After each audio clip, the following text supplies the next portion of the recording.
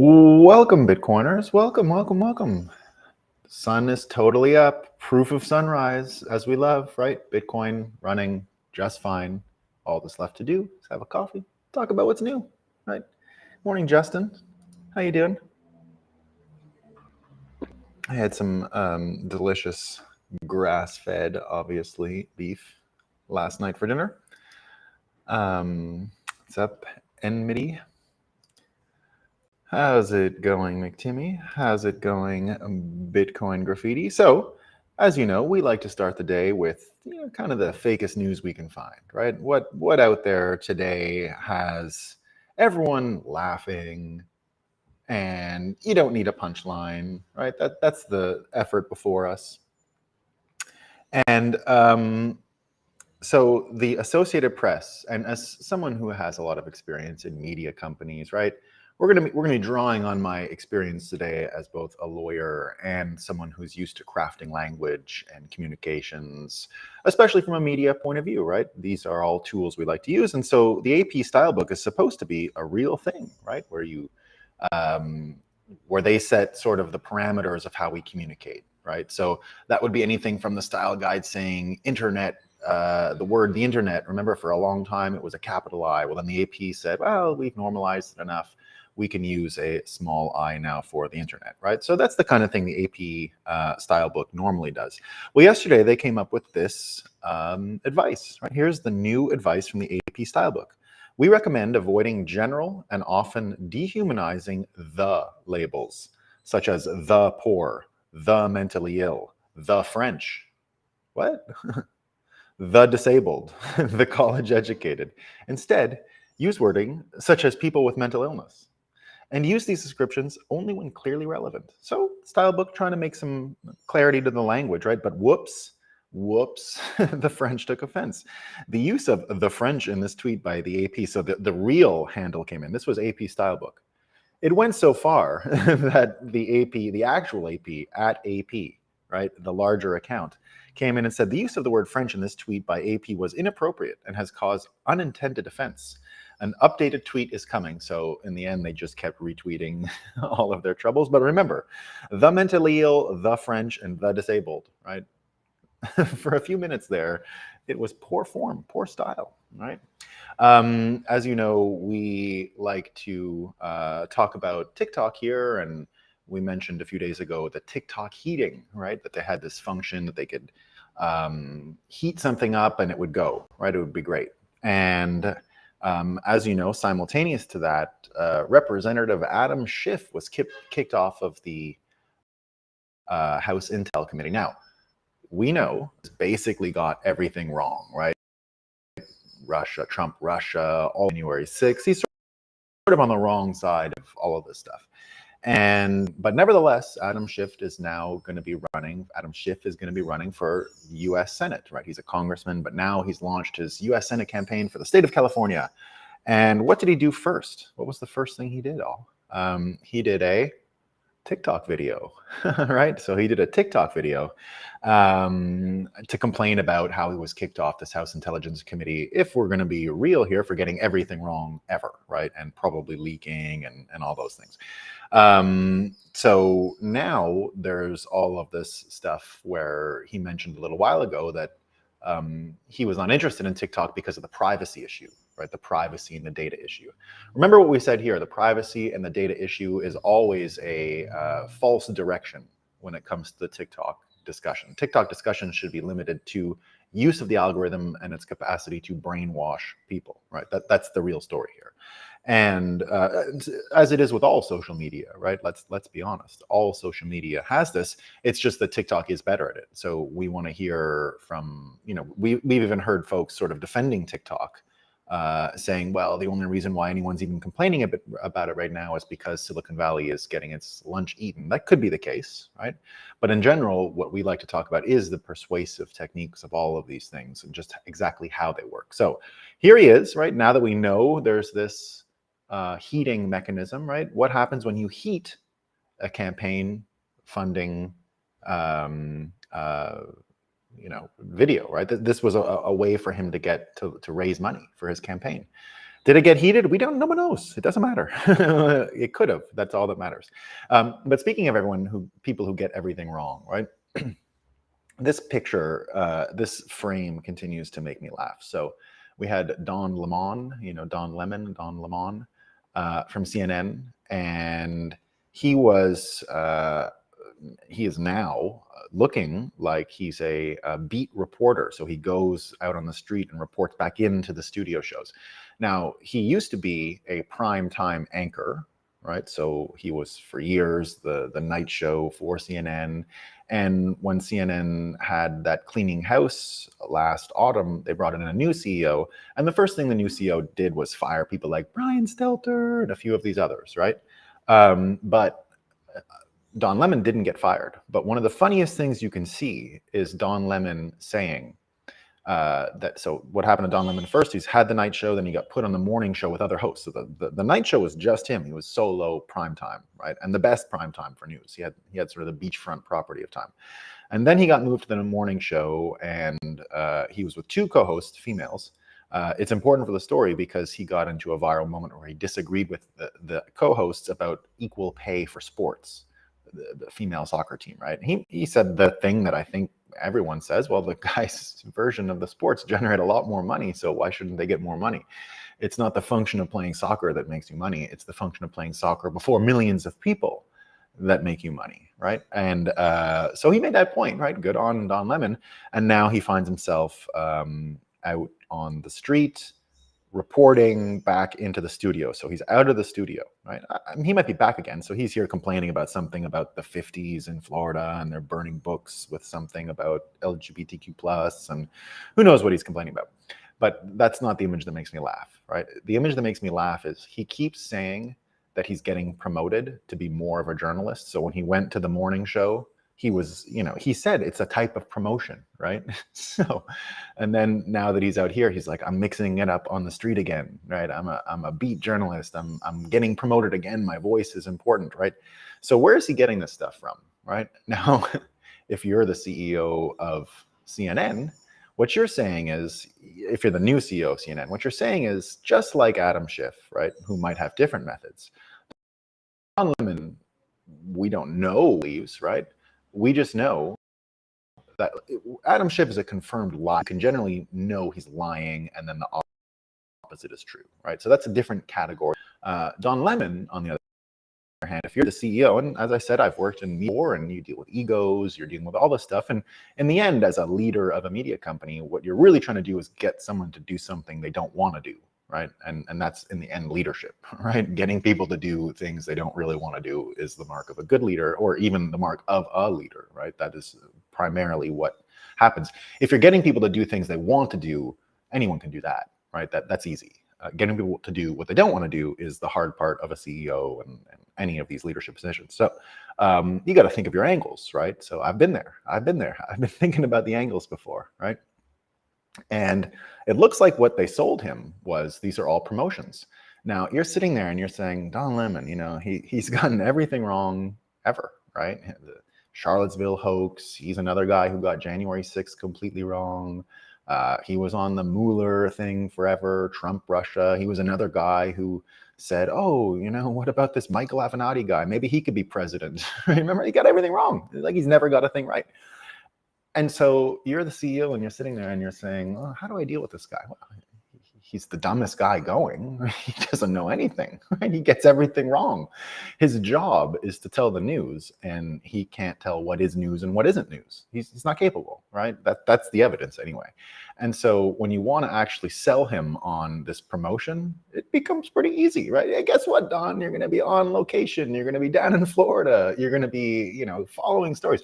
Eventually, he's going to realize, maybe or maybe not, that these promotions he's getting, they're not promotions, Don. You're not getting promoted. It doesn't look like they want you there anymore. I've seen it. I've worked in media companies. This is what it looks like, right? So there you go.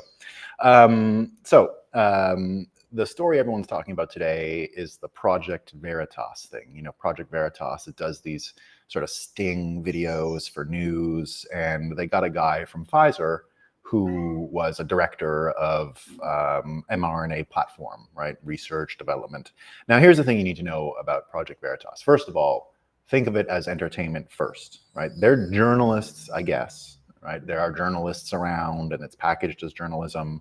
But even if you see, there's sort of two big videos. There's the video of the actual sting on this fella, and now there's the reaction video as well, what happened after, because the James O'Keefe, right, the guy who runs Project Veritas, who I'm a fan of, right? This is I'm a fan, right? I'm a fan of the entertainment.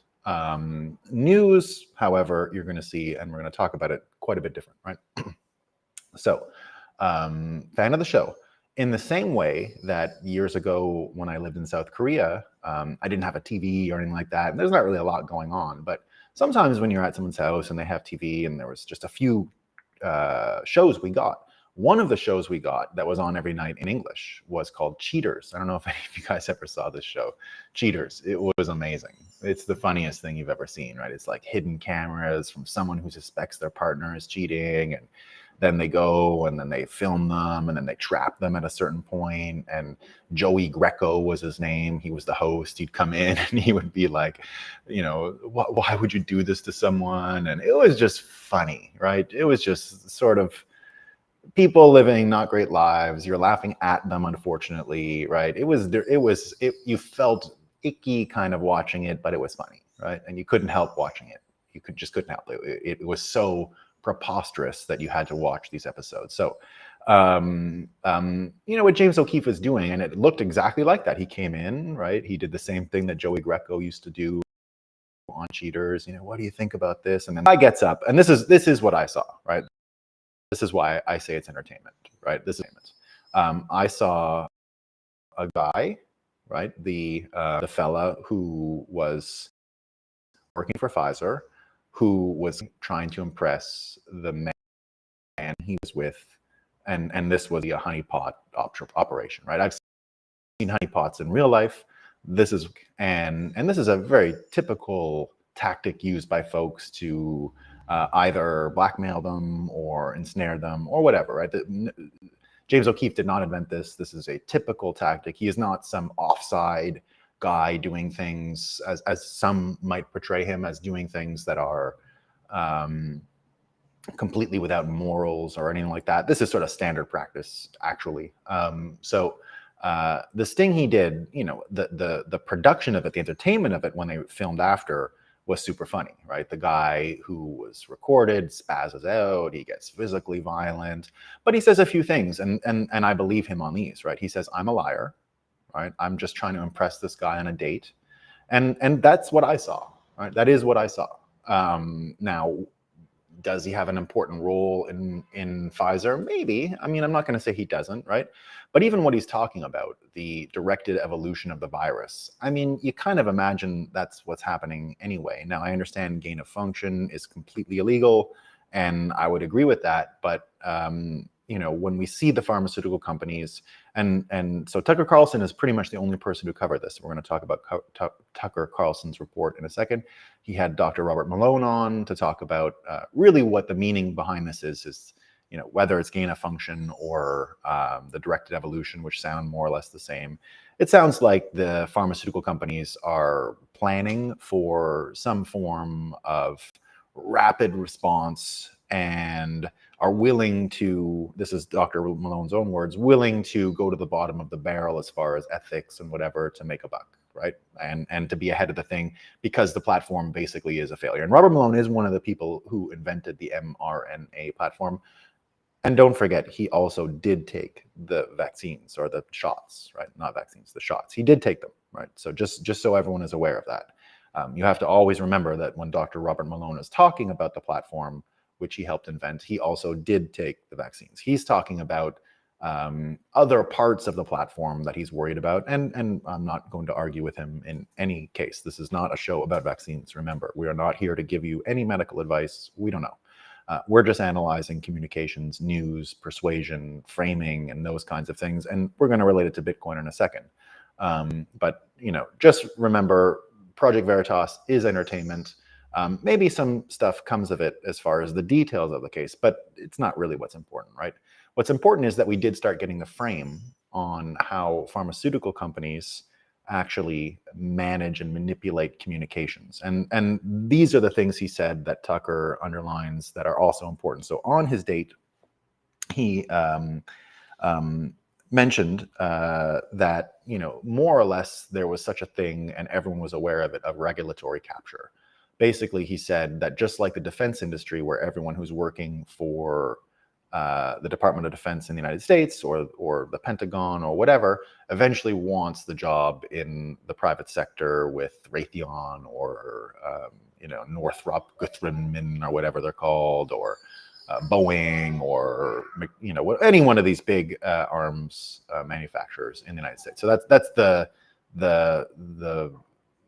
idea that we all already know. And he just explicitly said, well, we just promise all these regulators all the time jobs with us later, so eventually they do what we want. He's just explicitly saying that everyone in the industry knows there is regulatory capture, which I think we already know, right? I think most of us are ready to believe that or see that the narrative is there. So I don't think he's really uncovered much. But here's what Tucker added to the conversation, which I thought was interesting, right? So first of all, I didn't know this, but the United States is one of only 2 countries on Earth that can actually advertise pharmaceutical products directly to the population, right? I didn't understand that exactly, but they can, right? They can advertise directly to the people, and they also have the immunity stuff built into their commercial model.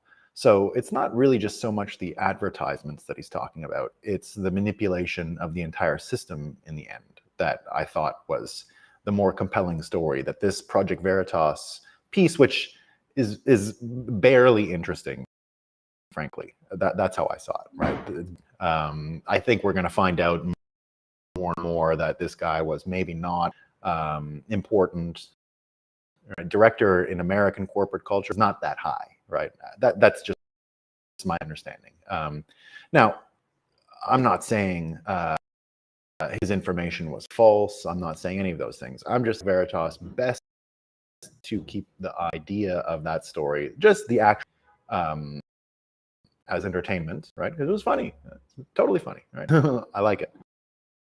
The details of it, I wouldn't argue them, you know, how important it is, but the context becomes talking about how it frames the issue becomes important and helpful to us, right? Helpful to us, and I'll explain why.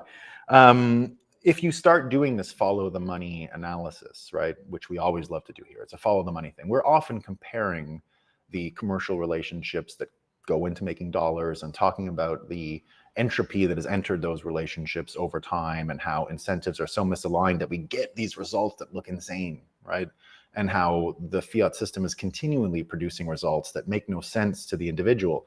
They only make sense when you start looking at who's making money. Right? Who's making money, and then you can make sense of the commercial situation that's been created. And we do that regularly, where we compare it to Bitcoin and compare the commercial relationships that we're establishing and where that leads us and where that brings us. You know, one way that I like to do that, and today that'll be the board, and then I'm going to show how this system is more or less used by the pharmaceutical companies in this regulatory capture way that Tucker Carlson started to talk about on his show yesterday. So the Project Veritas story, entertaining. What it's actually talking about is the point of our story today, because it's a good insight into how messages are crafted and how the persuasion actually works in the end, and how sophisticated it is. We're going to talk about a New York Times article in a second that was written more or less by a CIA agent, not the doctor title that the person takes, right? So here's how it works. This was actually popularized, this idea was popularized. It's called thinking past the sale. And I first learned about it from Scott Adams, of course, when he was talking about it in relation to Trump. The whole Trump building the wall thing is one of the classic examples of thinking past the sale. So Trump didn't direct his attention to Hillary Clinton, should we build the wall or shouldn't we build the wall, right?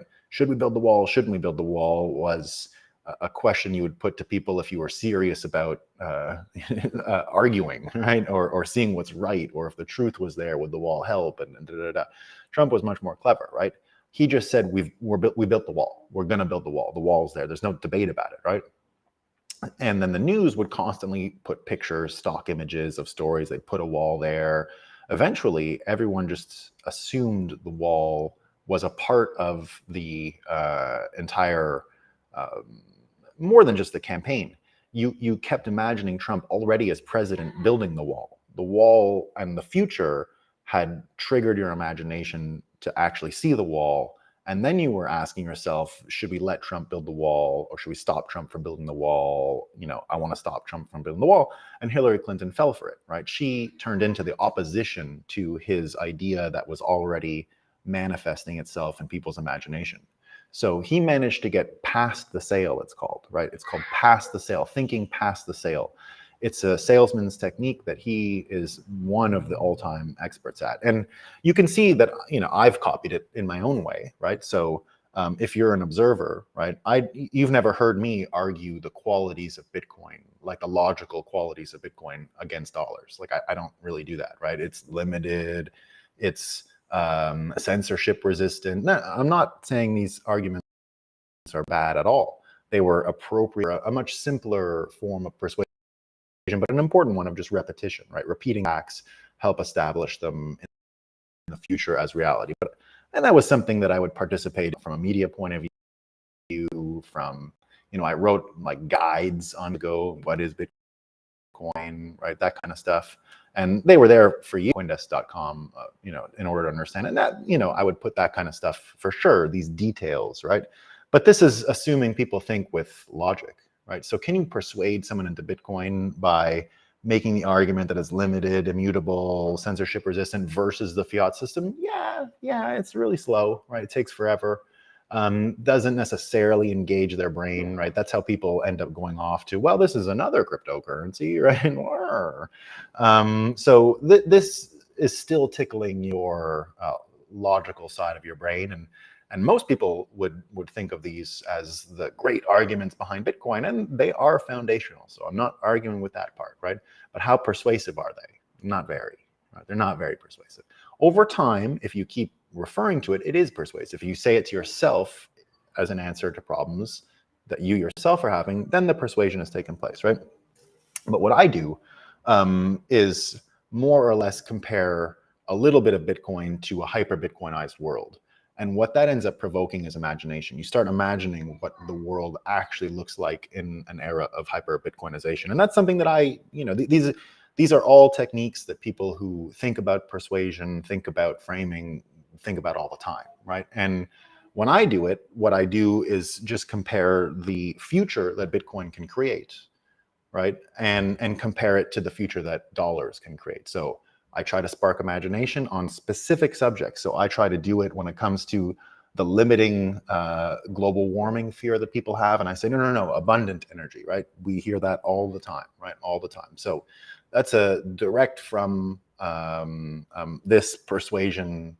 Now, I'm not doing it because I learned it in a book. I'm doing it because it's more persuasive, right? And it's what I believe. I think that if you talk about the end psychological conditions of hyper-Bitcoinization, you're actually making the more powerful and persuasive case for Bitcoin, because what you're saying is you yourself can imagine a better world if we do this.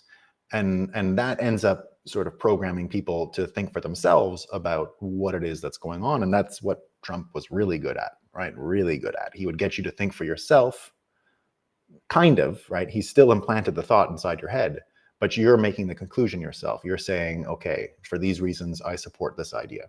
Because he's forced you to see him as the president already, right? And in his case, you're already imagining he's the president and he's making the wall. And Hillary fell into that trap. And that's where it got her. But in the case of Bitcoiners, we know that the future we can create is more dynamic, more vivid, happier, right? And that's why it's a much better way to sell Bitcoin in general when you talk about what can be built, what is being built, right? You have to tie it to what's actually being built, but it's a much more persuasive frame than just arguing facts, one fact against the other, right? So, and it's the same thing with anything, right? We get to talk about limited markets, whereas I get to talk about all these new markets we're going to make, electric bikes and Nakamoto Trail and new resilient grids. And that's why we can talk about, new industries that don't even exist yet. And the one that I talk about all the time is the Bitcoin citadels. Bitcoin citadels are the precursor to engineered cities and totally brand new engineered landscapes that humans will occupy. That's going to be an industry. Terraformation mixed with manipulation of environments is where things are headed. And Bitcoiners, I think, are going to be leading that industry. It's going to be a major industry in the future, and we're going to lead it, right? So comparing future states and sparking people's imagination is much more persuasive than just arguing facts, right? Now, I think everyone knows that, right? I think everyone knows that. But it started to manifest itself heavily in some of this COVID stuff. So everything that I saw from the Tucker Carlson show made me think of this follow the money analysis, and you can start to see the cogs moving. So first of all, Google has completely suppressed the Project Veritas video. You can't find anything on this guy, right? So when I said, do we know where he ranks in the company? It said director, which, you know, is high, not that high. We don't know. People say he's 2 reports away from the CEO. It could be, but those are 2 big reports, right? So maybe. But just this overlap, right, of communications, in the end, national intelligence, along with the commercial interests, the Department of Defense, for example, overlap, but mixed in with the pharmaceuticals, ends up looking like this, all think past the sale stuff. So this came out of the Brown Institute, and what they did was they analyzed an article from Dr. Michael, published 2 days ago in the New York Times, right? So this is the New York Times. And to me, this is much more interesting development in this case of COVID and manipulation than the Project Veritas one, and I'll explain why. So, so this doctor, right, who you think comes from, you know, a prominent doctor, the reason why they're in the New York Times in the first place is they're this doctor. It's a Harvard affiliated hospital that he's with, right, an academic professional. So you think they're coming with, you know, up-to-date scientific knowledge and talking about what, you know, people should be doing.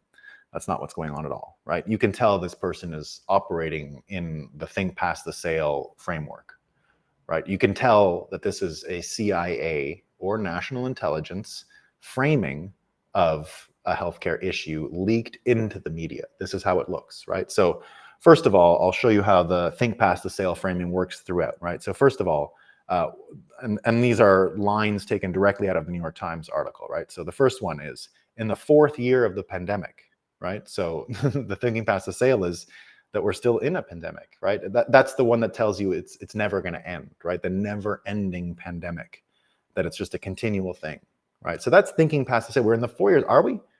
Stop. Are we in the 4th? Do you feel like you're in the 4th year of a pandemic? I mean, I don't, right? I was done with the pandemic and acted as if it was over in the summer of 2020. Now, I know the world didn't catch up to me, but I have not been managing my risks as if I live in a global pandemic. I haven't thought that way since. I've had to deal with the annoyances of other people dealing with a global pandemic, right? I need this document, I got to forge that, I got to cheat here, all that stuff, right? That's living in a pandemic, and I didn't have to do that anymore because things have changed. I'm prepared to do it again if I have to, but that doesn't mean I'm living in a pandemic, right? I would argue, and I think most people would argue that, and a doctor certainly would be able to argue that, because a lot of countries have said it's not a pandemic anymore. China says it's not a pandemic. Sorry, Japan says it's the flu, right? So that's just one case, right? The 4th year of the pandemic. The next one. This is one of the greatest surges of COVID cases in the entire pandemic, according to, you know, they do the wastewater analysis of the virus, right? And this is another one of these thinking past the sales, right? The current wave is the worst wave ever. That hasn't stopped. It's been that way for a while now. And people continue trying to make the case now, oh, no one's talking about it, all these COVID deaths, right? What's going on with that? Here's another one. COVID-19 is once again spreading across America and being driven by the recent holidays, right? So again, this is all a doctor, right? This is a doctor writing in the New York Times about how we're still, this is what's going on. He's supposed to be giving up-to-date science news, right? Does this sound up-to-date to you? Does this check with your reality, right? So the holidays and everything spread it, right? Super spreader events and family gatherings, be careful, right? Be careful again. The Omicron subvariants BQ.1.1 and BQ.1, as well as the quickly expanding XB.1.5, make up the majority of cases. Just when you thought it was over, right? Just when you thought it was over. Again, thinking past the sale, right? They're not even arguing with any data about the swells of these cases, and even if they were, we know we don't trust any data. No data, not the one that confirm your biases, not the data that confirms your biases, or the data that seems crazy in COVID. None of it is good. It's all tarnished because of this capture that we're talking about, right? The winter surge, which is again putting pressure on health systems, right? Williams is worried that hospitals are reaching maximum capacity. Health workers have experienced 3 years of burnout, disability, and death, and some have needed to exit the workforce. Why did they exit the workforce again? Do you remember? Do you remember why? There's a big suit in New York about why they left the workforce, right? It wasn't burnout. The healthcare system is under pressure. It will probably collapse. People will be dying in the streets, unable to obtain cares. Again, the thinking past the sale frame, right? So right away, past the sale. This, no matter who you are, your brain will engage into survival mode, right? This is persuasion at its best. You'll say things like, well, I have to protect myself, right? Don't want that. Despite the high rates of COVID spread, hospitalizations have not yet reached previous peaks since earlier in the pandemic, probably due to immunity. But that protection should not be taken for granted, he said, particularly because immunity wanes, right? Natural immunity does not protect you. Even if you are immune, you should still get the vaccines and boosters, right? So it goes on and on, right? You're fighting misinformation is what he says about the whole thing, right? Everything that you have read is contrary to the narrative and consists of lies, and so don't listen to those people, right? Here's another one. When Joe Biden declared the pandemic was over in September, he said it probably stalled public enthusiasm for the new booster, right? Happy talk about the end of COVID is dangerous. Don't do it, right? That, again, that's the thinking past the sale piece, right? So he goes on and on. I mean, there's pages of these examples. Literally the whole article is just a collection of these think past the sale pieces, one after the other. Every one of them combined. All of them that ever existed around COVID are in one article, right? Condensed. We've never seen it this condensed. The share of children under 4 roughly in 2022, right? So children are at risk. It just repeats all of these, zero COVID works. He started going into all of these Chinese stories, right, about how but now things are crazy there because they had to open up. But here you get a sense at the very end, right, the very end, about how this type of persuasion functions, right? He says this. This is directly from it, and this is how we can start to understand where things are headed, right? In December, and this is the tell. This is the tell of projecting a future, right? That's what I do. That's what I'm telling you I do. I'm explicitly saying I compare and contrast future outcomes based on a Bitcoin standard versus what we have today. And I'm engaging your imagination and your ability to visualize the future because I think it's more persuasive, right? Not only because I think it's more persuasive, I like talking about it, right? This is what I think is interesting and fun and is my passion, right? But here's the same technique. Here's the same technique used to promote CBDCs. I'll show you how it works. This is not arguing about the qualities of CBDCs, but this is a CBDC advertisement. Here's what it says. In December, at least one online pharmacy in China began selling the COVID drug Paxlovid, made by the American pharmaceutical company Pfizer, directly to patients. The pharmacy shipped Paxlovid to any Chinese person with a positive coronavirus test. If the Beijing government were to tie the government's home test result reporting system to the commercial Paxlovid home delivery providers, many lives could be saved. I'll read it again. If you don't see him say CBDC, it's not by accident, right? This is how the magic tricks work. This is a magic trick. This is how it works. If the Beijing government were to tie the government's home test result reporting system to the commercial Paxlovid home delivery providers, many lives could be saved. What he's saying is you need to tie more or less a commercial relationship building device, right? Like a CBDC, an exchange medium, with pharmaceutical testing results. That's more or less what they talked about in Davos all week last week, right? The pharma health passports. It's the same subject. It's the exact same subject. Now, he never made an argument for CBDCs. He didn't come here and say, oh, CBDCs would be great, right? We get all these. Some people are doing that, right? But these are the lower level communicators. These are not the ones that are waving magic wands around, getting people orchestrated to do what they want, right? This doctor, who the New York Times published, is a wizard. This is how they operate, right? This is how the magic functions. He is selling you every single pass the sale trick, which is a long known trick. The national security community, the intelligence community has known about this trick for a long time. It works because you can't really defend against it, right? It engages your own brain.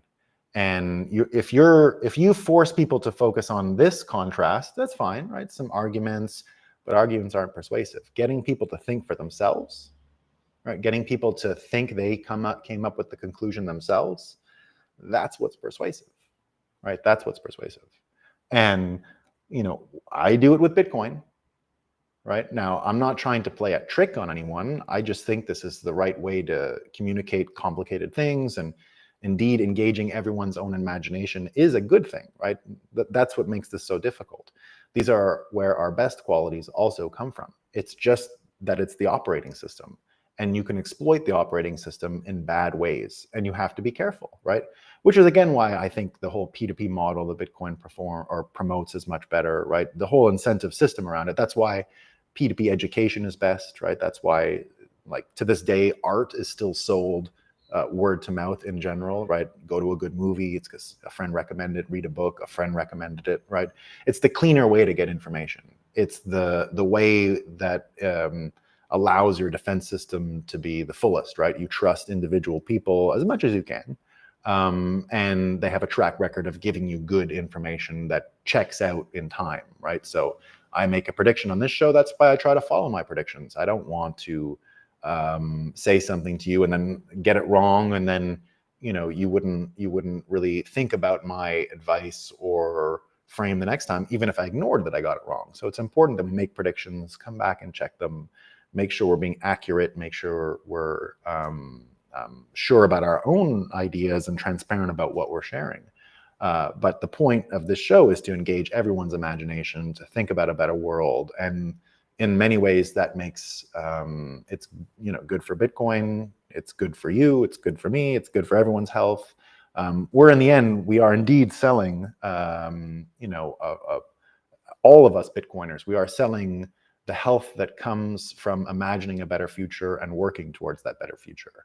That is the motivating factor that allows the incentive system that is Bitcoin to trigger us all to work together, right? In our own selfish ways. And we're always comparing against the bleak future they're selling on the other end.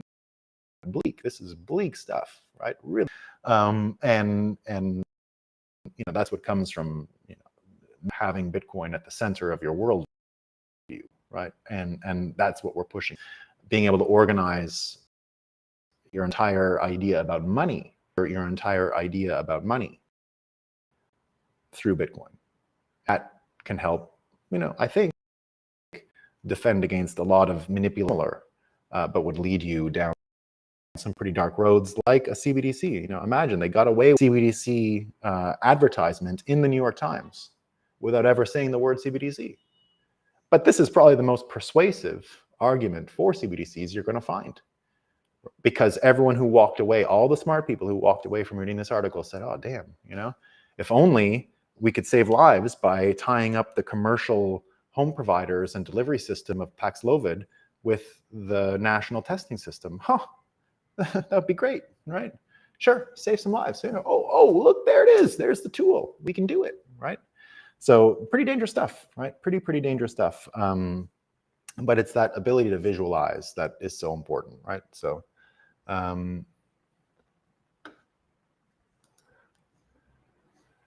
you mentioned you copied Scott's system. Did you get that from one of Scott? Yeah, that is from, so Scott wrote a book called Win Bigly. And in it, he describes several of Trump's persuasion techniques. I can tell you, I copied a page of them here. Did I get them all? Yeah, here it is. Where is it? Maybe I didn't. Oh, yes, I did. So repetition, right, is one of these are like sort of lying techniques, and they can be anyway. And he was mentioning them all in terms of underlining Trump's persuasive power, that he is one of the greatest persuaders that ever lived, and he deploys all of these techniques all the time. So repetition. He has another strategic. This is the book Win Bigly summarized. It's repetition, strategic ambiguity. Right, we see examples of that sort of regularly. That's where you just put in words that would make it confusopoly, or we've seen it with the COVID stuff where everyone's debating about whether it stops the spread or changing the definition of vaccines and all those things, right? Thinking past the sale is directly from that book, another one that he sort of coined. And then the mind reading, right? The mind reading is always one of the great ones where if you're in a debate and you're relegated to just having to read it. Well, people do it with Trump all the time. Well, he's a racist and he wants to bring in racist stuff, right? What? You can read his mind, right? Anyone who explains away something because they know the inner thoughts of the person is committing one of these offenses, right? So.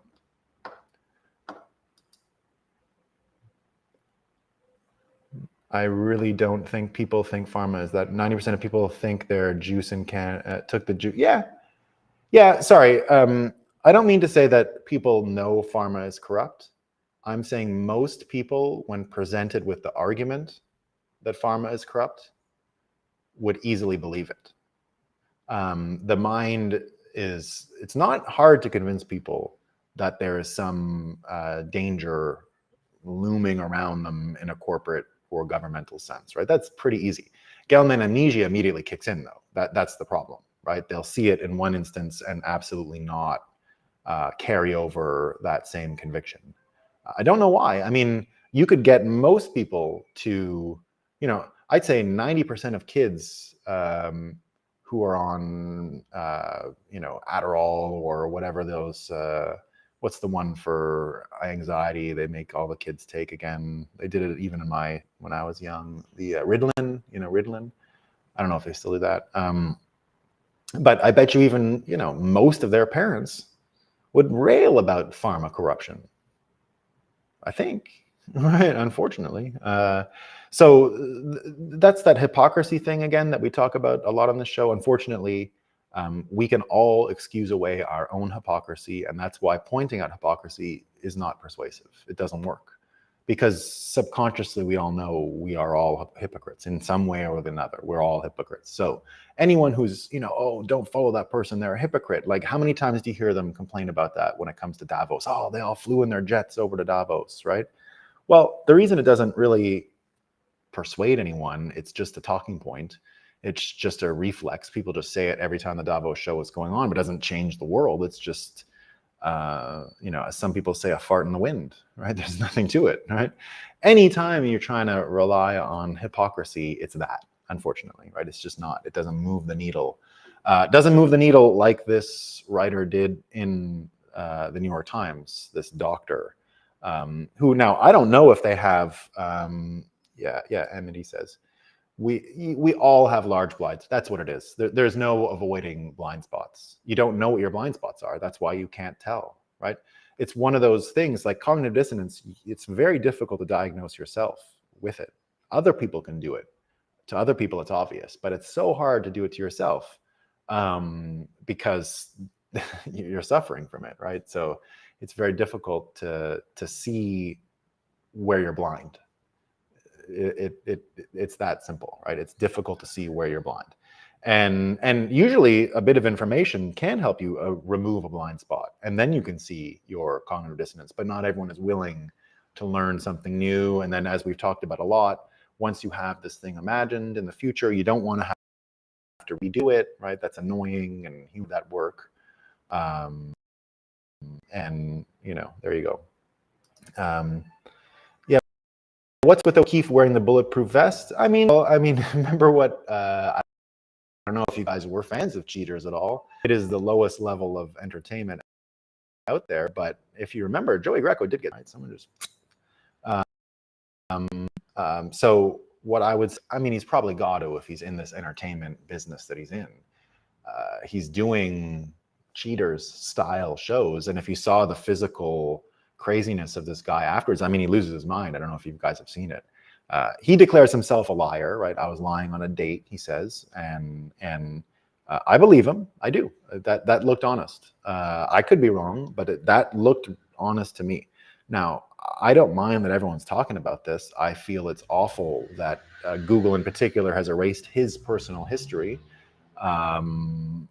This is we're in complicated times dealing with complicated things, and this guy was bragging, so he's fair game to be criticized. I'm not saying, oh, poor guy. That's not my point, right? He got caught up in a TV show for entertainment, and that's how you should always frame Project Veritas. Now, they can get scoops. Sometimes the format of their entertaining show produces real news, and I'm not discrediting that part, right? But better to understand Project Veritas in the same vein as Cheaters. Because look, go back to what he said about gain of function, and even what Dr. Robert Malone said about the pharmaceutical companies trying to stay ahead of the virus. That isn't in itself bad. I understand there are rules against gain of function, and I'm totally for them, but and do not want them experimenting on monkeys, as he said. But is he right about the monkey part? Or is it just mice? Because you're allowed to do it in mice, right? You're allowed to experiment and see what will mutate and try to deal with it. So that conversation, to me, should be left to people who do understand it more. But we don't have much confidence in them being able to do this because of regulatory capture. So I am not promoting anything that Fauci did. The whole system is screwed up. So I'm not confident in them doing mutation experiments or directed evolution or whatever they called it today, right? I'm not for that. But I understand why you'd want to do this kind of thing. Like that as a purely help humanity frame is not awful, right? But so there should be some world where this can still happen, I think, but maybe I'm wrong. I mean, maybe I really just don't understand, the dangers of this stuff, and that could be, but I'm not pretending that my opinion should be followed on this. Like, I don't know anything about it, right? So I'm not making any of those cases. All I'm saying is manipulation is here, and the most sophisticated manipulation is here, which is engaging your imagination into scenarios. And even in the title today, right, that I thought it was a pretty fun title, that Bitcoin is gain of function of money. It is, right? It is. We now have actual money, and we could decipher things like this from now on if we had the right kind of money that had transparency of flows and all of those things. And then on the other side, that Bitcoin does promote a healthy imagination and a healthy capacity to imagine the future, which is our winning card. That's our winning card, right? That our future is so much better for our own brains and so much more,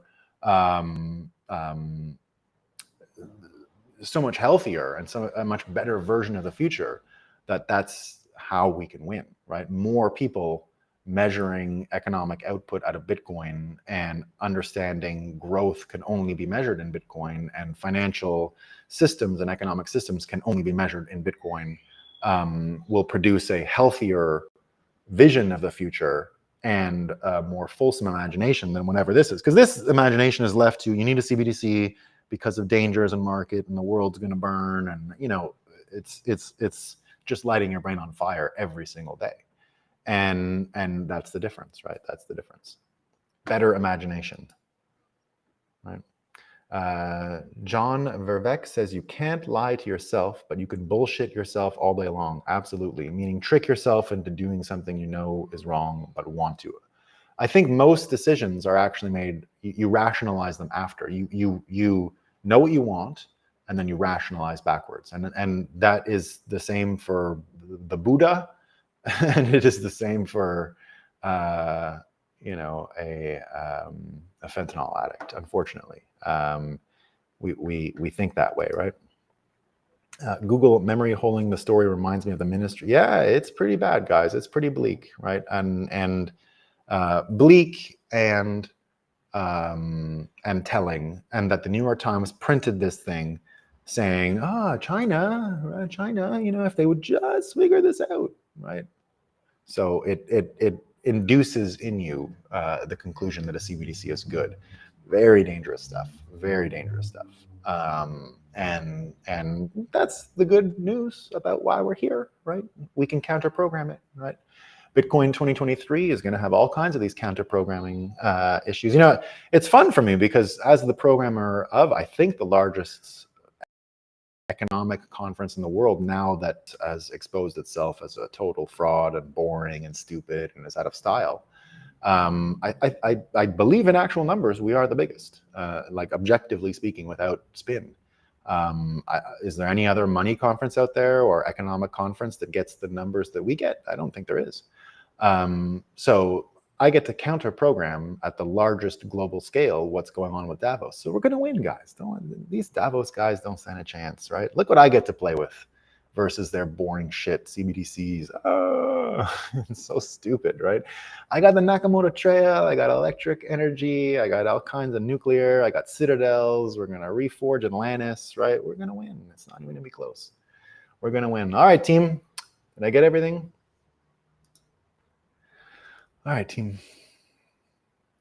See you tomorrow. Have a great day.